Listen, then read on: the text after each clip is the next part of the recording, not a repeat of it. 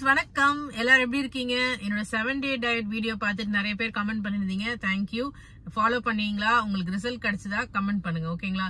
So இன்னைக்கு வீடியோல நம்ம எதை பத்தி பார்க்க போறோம்னா, முதல்ல ஒரு क्वेश्चन கேட்போமா? யாருக்கெல்லாம் இந்த வீடியோ பாக்குறவங்களுக்கு தூங்க போன உடனே வயிறுல ஒரு மாதிரி ஹெவியா இருக்கிற மாதிரி ஒரு ஃபீலிங்கோ, இல்ல ஏப்பம் வந்துட்டே இருக்கிற மாதிரி ஃபீலிங்கோ, ரொம்ப அப்படியே பாரமா இருக்கிற மாதிரி ஒரு ஃபீலிங்கோ இருக்கா? இதெல்லாம் எனக்கும் இருந்ததுங்க.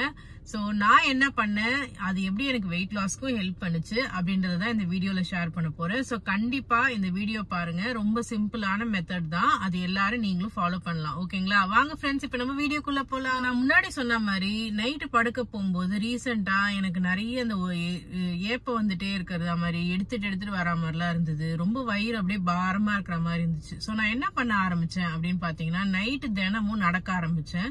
அதனால என்ன ஆச்சுன்னா, எனக்கு ரொம்ப நிம்மதியான ஒரு தூக்கம் வந்தது. இன்னொன்னு வந்து டைஜஷன் ரொம்ப சூப்பரா ஆக ஆரம்பிச்சது. எனக்கு இந்த ப்ராப்ளம் எல்லாமே குறைய ஆரம்பிச்சதுங்க.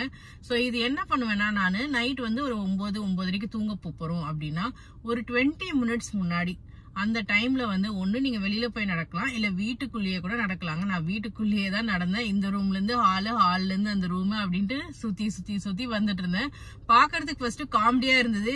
என் பொண்ணுல கிண்டல் பண்ணுவான், என்னம்மா நீ வீட்டுக்குள்ளேயே சும்மா நடந்துகிட்டு இருக்க டம்மு டிம்முன்னு அப்படின்னு. ஆனா எனக்கு அது நடக்க ரொம்ப வந்து பாடி ஃப்ரீயான மாதிரி ஆக ஆரம்பிச்சது. வயிறு ரொம்ப வந்து பிளாட் ஆக ஆரம்பிச்சது. ஏன்னா நமக்கு வந்து அந்த சாப்பிட்ட சாப்பாடு செரிச்ச உடனே ஒரு நிம்மதியான ஒரு ஃபீல் வரும்ல, அந்த மாதிரி எனக்கு வர ஆரம்பிச்சோன்னே தினமும் அதை நான் நடக்க ஆரம்பிச்சிட்டேன்.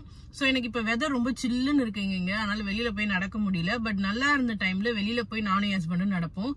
அது நடந்து என்ன ஆச்சுன்னா, இப்ப எனக்கு தினமும் நைட் வந்து நடக்காம இருந்தா ஒரு மாதிரி தூக்கமே வர மாட்டேங்குது. சோ அவ்வளவு அது யூஸ்ஃபுல்லா இருந்துச்சு எனக்கு.